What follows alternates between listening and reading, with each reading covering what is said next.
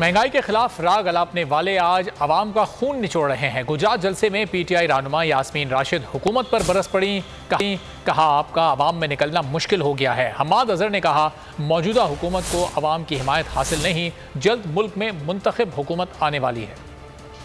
इस बात पे आप लोगों ने रौला डाला हुआ था कि हमने महंगाई खत्म करनी है। तुमने आके लोगों के अंदर इतनी महंगाई डाल दी कि लोग वो सर पे हाथ रख के रो रहे हैं। ये अवाम आपको सबको अंदर करेगी। इस अवाम ने आपको नहीं छोड़ना। अभी भी आपके लिए घर से निकलना एक मुसीबत बनी हुई है। बाहर निकलते हैं तो या तो लोटे लोटे लोटे की आवाज आती है या चोर चोर चोर की आवाज आती है। इस कौम के ये नौजवान दोबारा जरदारी खानदान और शरीफ खानदान को नहीं आने देंगी। वो दौर गुजर चुका है, अब हकीकी आजादी का वक्त आने वाला है और हमारा ये आजादी का सफर अब इंशाअल्लाह ताला अपनी मंजिल पे पहुंचने वाला है। बहुत जल्दी पाकिस्तान में एक मुंतखब हुकूमत आने वाली है।